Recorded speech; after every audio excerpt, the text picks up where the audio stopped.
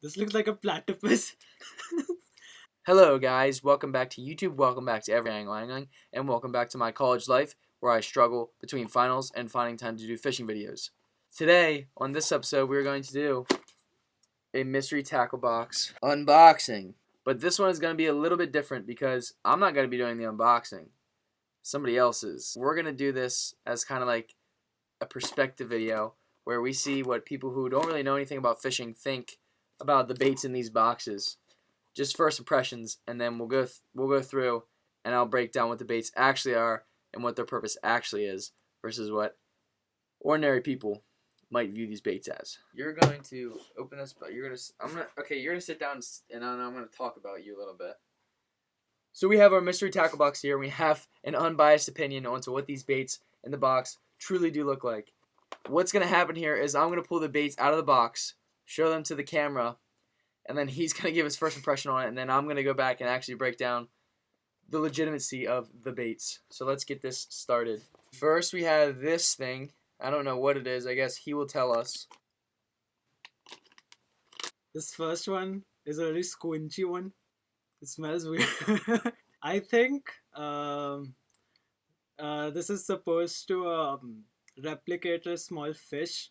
I feel like in the sunlight, when it like reflects the light back, this part is like the part at the bottom, which is white, is gonna be like really sparkly, and it's gonna attract fish. And because it's like so squinchy, it's gonna be like I don't know. I feel like yeah, I think this is a good bait. Okay, so in reality, this is the Charlie's Worms swim bait style bait, and it is scented. That's why it smells bad. I don't know what scent that is. Honestly, it just smells like plastic to me, so I don't know why they put scented on there. But he was right.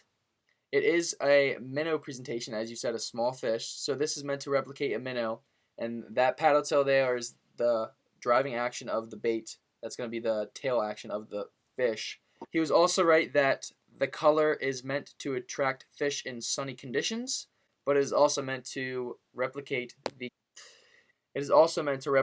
common color of a shad. So not too bad for the first one. The next one. See, yo, I'm smart. I'm telling you. The next one we have is this bait. There's a better look at it. Now, what are your perspectives on that? Watch the hooks. All right, this looks like a platypus.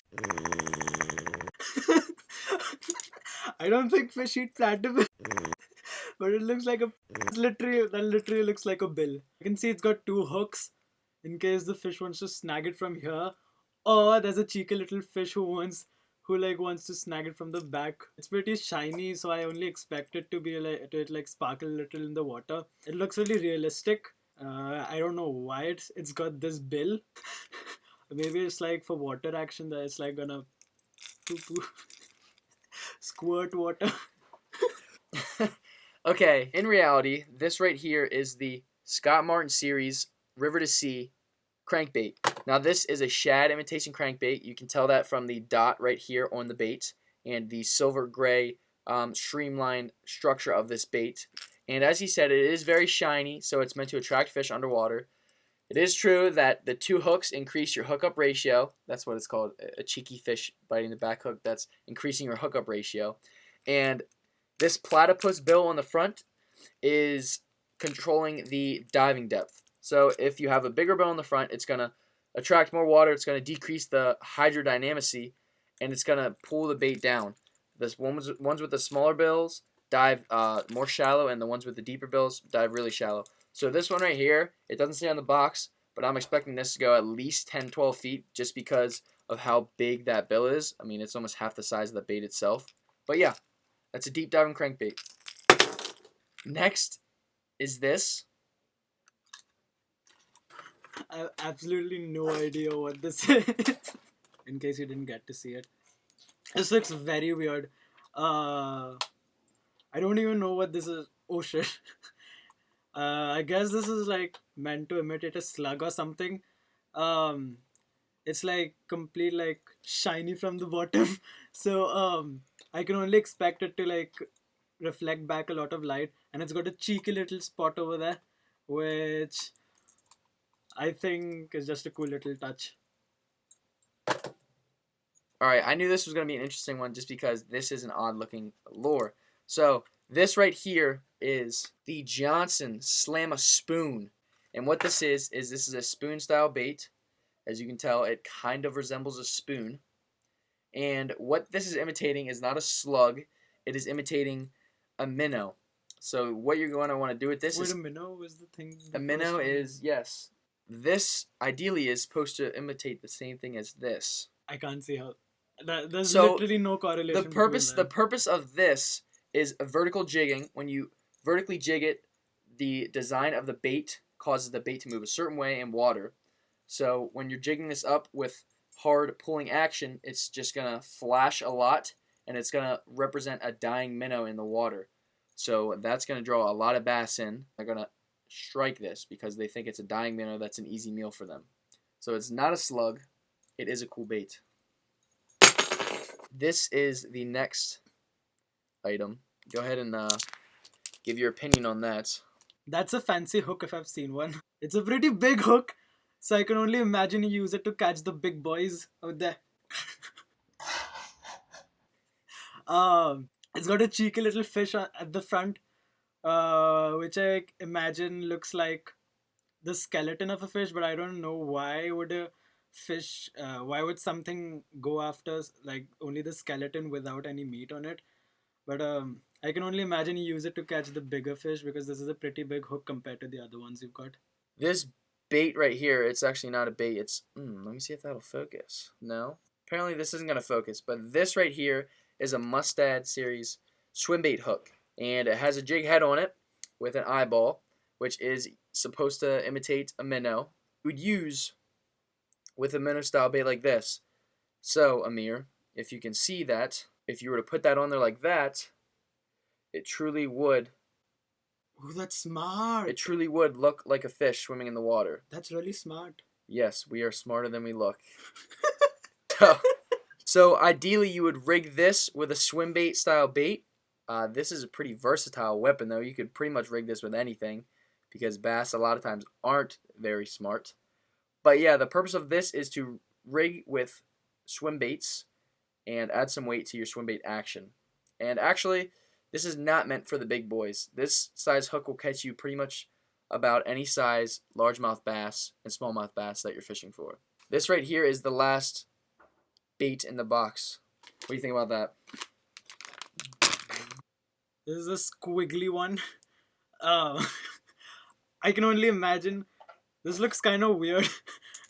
Like it's got two wagging legs. I can only imagine the most feisty, the finicky ones will come after this. I've got absolutely no idea why this is like this. Why is it even white? Mostly I would imagine fish to go after colorful stuff. Yeah. This is a Lake Lunkers bait, and it is a grub style bait with twin tails on it. So this can represent a bunch of things actually. This could be shooting for a minnow presentation, but you could also go for a grub style presentation. So if you've ever seen grubs in the water, they look a little bit something like this. So a bass is going to be feeding on those grubs when they're feeding very slow and they're not chasing minnows. So maybe in the winter and things like that. But this bait is basically going to imitate a grub and even a minnow. And the one thing that he did say that I really liked is when he said finicky bass. This is a finesse bait. So really finicky bass are going to like this. When they're not feeding on big power baits like this that are just causing a bunch of ruckus in the water, they're going to be really keying in on these really squinchy patterns. What is even a duck? A rug. A duck? A grub? What's a grub? He does not know what a grub is. Never even heard of it. Okay, so this is a grub. Bear Grylls eats that on Man vs. Wild, Bear right? Grylls eats that on Man vs. Wild, yes. And it squirts it out and... Yes. So Bear Grylls and fish and bass have the same diet. It's my pleasure to have shown my expertise in this field, and like I hope you've learned something out of this. Alright, so that is the December mystery tackle box. And I hope you guys enjoyed this video because it was a little bit different spin on a mystery tackle box unboxing.